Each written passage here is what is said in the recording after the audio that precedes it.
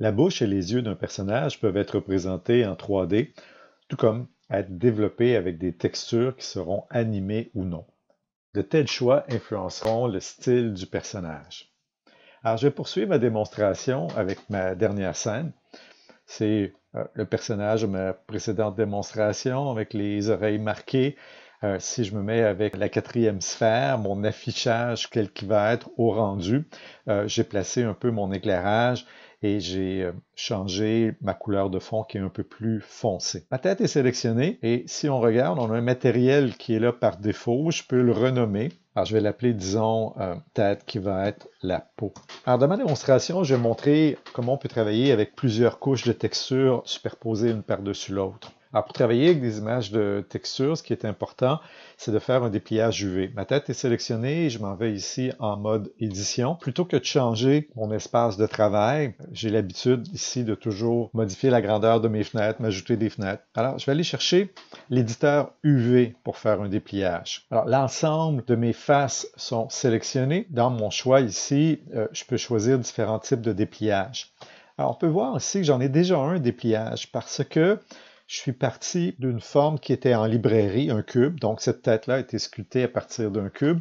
Et toutes les formes qui sont dans les librairies de Blender ont déjà un dépliage UV. Alors, si on part une sculpture d'un vertex, il n'y aura aucun dépliage. Alors ici, je veux refaire mon dépliage et ce que je préfère comme dépliage UV, c'est le dépliage cylindrique. Donc, c'est un peu comme une feuille de papier qu'on met autour de la tête. Tout est sélectionné. Si je vais ici dans UV, j'ai projection cylindrique. Alors, ma projection cylindrique est influencée par la position de ma fenêtre de travail. Alors, vous voyez, si je suis de côté, UV, projection cylindrique, elle est de profil. Alors, je vais aller chercher une vue bien de face. Sur mon clavier numérique, 1. Vous n'avez pas de clavier numérique dans Vue. Vous avez point de vue. Je vais aller chercher de face. C'est la même chose. Et maintenant, si je fais mon dépliage UV, projection cylindrique, on peut reconnaître si j'ai l'arête du nez, ma bouche, telle qu'on la voit ici. Voilà. Contrôle espace me permet d'avoir cette fenêtre-là plein écran. Un dépliage UV consiste à mettre en aplat notre élément 3D. C'est un peu comme une boîte de carton que je couperais avec un X-Acto pour mettre à plat avant de faire de la sérigraphie. Et je dois absolument éviter d'avoir des superpositions. On se trouve à octroyer sur l'image, c'est le carré qui est en dessous, les différentes surfaces de ma sculpture 3D. Et ici, la façon dont le dépliage est fait, j'ai quelques points qui font en sorte que j'ai des surfaces qui vont se superposer. Alors, ça ne me permettra pas de bien contrôler mon image de texture. Alors, j'en ai en bas ici, davantage. Alors, je dois prendre le temps de démêler tout ça pour avoir un bon contrôle si je désire peindre le cou, aller chercher des détails. C'est important d'avoir aucune superposition. Donc, il s'agit de comprendre l'ordre des points. Voilà. Alors, ici, c'est démêlé. Il me reste la zone ici. Voilà. Donc, j'ai plus de superposition. Maintenant, les images de texture sont normalement carrées. C'est pour diminuer le nombre de calculs à la puissance de 2. Je pars de 8 bits et je multiplie à chaque fois. Je peux arriver à 512 par 512, 1024 par 1024, 2048 par 2048. Donc, ça va être les dimensions de mon image de texture pour avoir une meilleure interactivité. Dans ce dépliage-là, j'ai le dessus de la tête, j'ai le cou. J'ai pas besoin d'avoir autant de définition pour le cou ou pour le dessus de la tête si j'ai pas de détails. Je cherche à donner davantage de détails à mon visage. Mes yeux sont ici, ma bouche est là, je vais avoir mes oreilles ici. Alors, c'est les endroits ici où est-ce que je vais avoir plus de détails. Alors, je suis en mode de sélection de points. Je prends ce point ici, celui-ci en tenant CTRL. Je prends celui-ci en tenant majuscule, donc j'ai pas perdu ma précédente sélection. Ici, en bas de ma ligne avec CTRL. Je vais activer l'édition proportionnelle, c'est O. Point pivot va être le centre de la boîte englobante, donc à peu près au milieu de ce qui est sélectionné. Et S sur l'axe des X, ça me permet de ramener au centre ces points parce que j'ai activé l'édition proportionnelle avec O. Je suis capable de changer ma zone d'influence. Donc, je garde ici le centre avec la distance qui est là. Donc, plus d'espace pour le détail des yeux et de la bouche. Je vais prendre le point en haut. Je tiens CTRL, encore CTRL. Je vais faire la même chose. Je vais descendre en haut et en bas. Majuscule, CTRL, majuscule, contrôle, et cette fois S sur l'axe des Y, je me trouve à ramener, faut pas que je crée de superposition par contre, donc je change ma zone d'influence ici comme ça. Voilà. Alors, si je prends ce point-ci, je décroise. Alors je prends l'ensemble, je vais occuper tout mon espace sans déborder. Voilà. Je pourrais donner un peu plus d'espace à ma bouche, donc ma bouche est ici, ça c'est mon menton. Alors si je prends de ce point-ci à ce point-là, édition proportionnelle à nouveau, G, je vais changer ma zone d'influence, plus d'espace à ces détails. Je peux déplacer ça un peu plus bas. Ici, je vois un point qui croise. Alt-A désélectionne. Je peux déplacer un peu lui. Et j'ai mes oreilles qui sont placées ici aussi. Alors, si je prends de ce point-là à ce point-là, avec G toujours, je peux changer ma zone d'influence. Donc, je peux donner plus d'espace à mes oreilles. Détail de la peinture des oreilles. Mes yeux sont ici.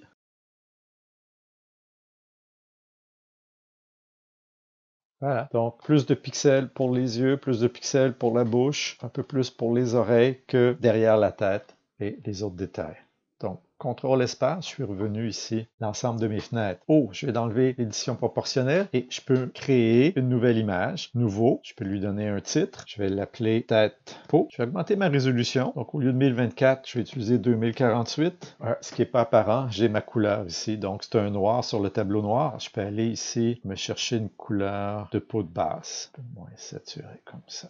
Voilà. Alors, je peux faire OK. Alors, je suis en mode édition. On peut voir tout de suite en mode édition la couleur que je viens de faire. Cette image-là, elle n'existe pas encore. Je peux la sauvegarder manuellement, donc enregistrer sous. Je peux choisir que c'est un PNG. C'est normal de la mettre normalement dans un répertoire qui s'appelle texture, qui est placé à côté du fichier blend. Donc, mon nom est déjà là. Je vais l'enregistrer. J'ai ici, c'est la 4e sphère. Des fois, je dis la 3e, mais j'en ai bel et bien 4. Donc, la sphère complètement à droite me montre mon rendu tel qu'il va être si je calcule des images. J'ai pas ici ma couleur peau. Si je regarde, mon objet a un matériel que j'ai appelé couleur peau, mais ce matériel-là est utilisé par cette option de rendu et ma couleur de base, elle est définie comme étant une couleur. Si je change la couleur ici, je vois ce que ça donne. Je vais ici appuyer sur le point pour dire d'utiliser une image de texture. Au lieu de créer cette fois une nouvelle image de texture ou de l'ouvrir, elle est déjà dans la liste, c'est celle que j'ai créée, que je viens tout juste de créer. Voilà. Alors, ma couleur est un peu plus foncée, c'est mon éclairage que je peux mettre un peu plus puissant. Voilà, j'arrive maintenant pas mal avec la même couleur. Je vais peut-être diminuer l'influence du spéculaire. Alors, je sélectionne ma tête. Et j'ai ici, dans les données de mon objet, une carte UV. Donc, quand j'ai fait le dépliage, ça se trouve avoir créé la carte UV qui est là. Je peux la renommer. Donc, je vais l'appeler tête peau. Je vais montrer un truc. On peut travailler avec plus qu'une carte UV.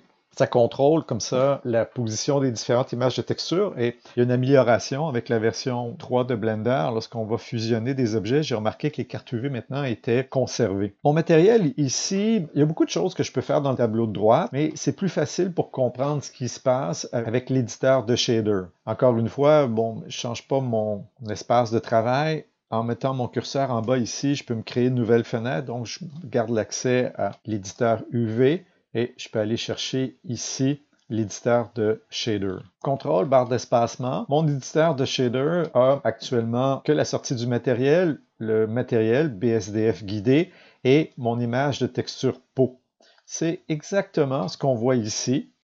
Je m'apprête à travailler avec plus qu'une carte UV. Alors actuellement, je n'ai pas besoin de définir quelle carte UV mon objet doit utiliser puisqu'il n'y en a qu'une seule. Comme je m'apprête à en faire une nouvelle, je vais faire ici « Ajouter »,« Entrée »,« Carte UV ». Je vais connecter ma carte UV sur le vecteur et j'ai une seule carte UV pour l'instant. Voilà. Alors, je peux fermer cette fenêtre-là comme ça ici. Donc, je vais ajouter une autre couche de texture. Ma couleur peau que j'ai définie sur une image, je vais pouvoir peindre dessus. C'est pour ça que je préfère travailler avec une texture.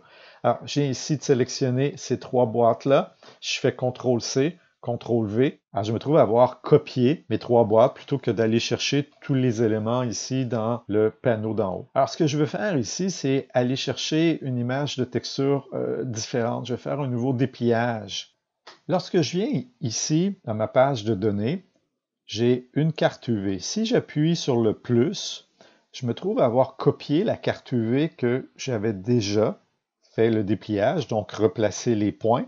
Alors, je vais amener ma caméra ici, c'est celle qui est maintenant utilisée, et je vais la renommer tête push, qui est la même ici. Revenons maintenant à notre tableau. Ma deuxième carte UV ici, c'est tête bouche. Je vais aller chercher une image de texture. Alors, je peux avoir un affichage ici par vignette. Donc, j'ai fait des bouches, un peu comme des bouches de clown. Alors, je vais choisir celle-ci, ouvrir image. Et celle-ci se trouve à avoir une transparence. C'est un PNG avec le fond transparent.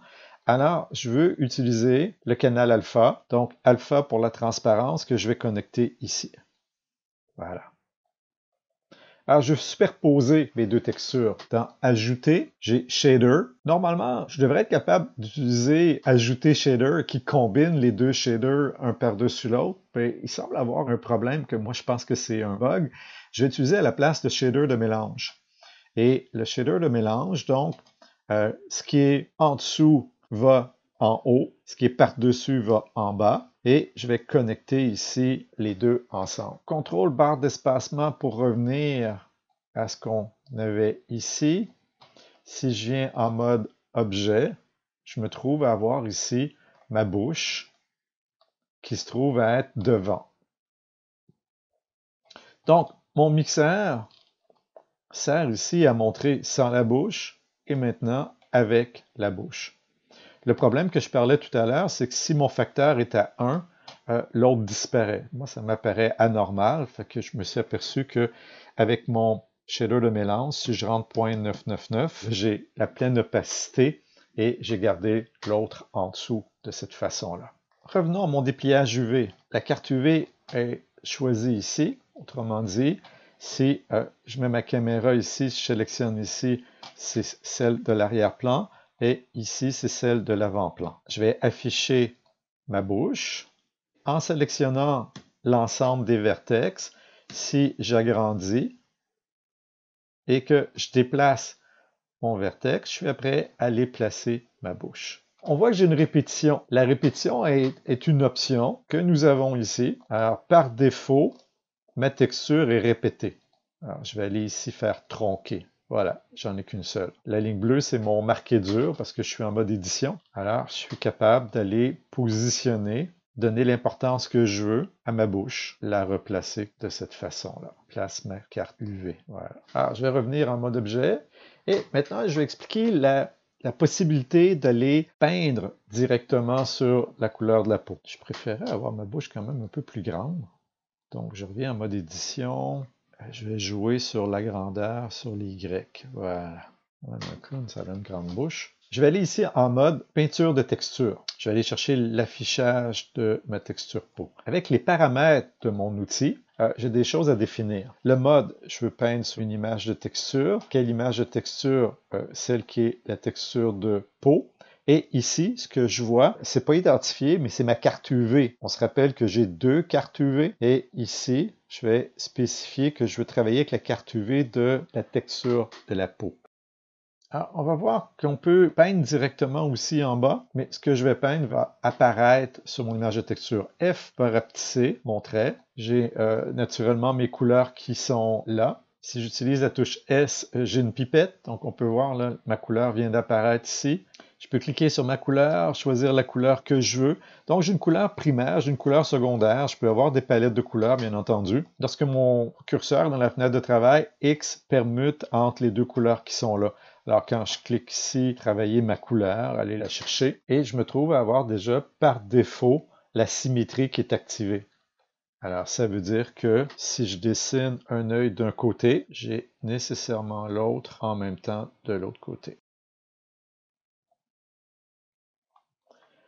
Alors, je pourrais, oui, peinturer ma texture de cette façon-là. Je peux aussi, moi, ce que je préfère, c'est avoir peint directement sur mon image qui est là, me servir de cette image-là comme image de référence pour travailler avec d'autres logiciels avec lesquels je suis habitué de faire des images vectorielles ou des images matricielles. Il faut comprendre qu'on a vraiment un ordre de texture et que ma bouche est devant. Alors, si aussi ici mon trait pour faire une ligne, elle ne passera pas sur la bouche.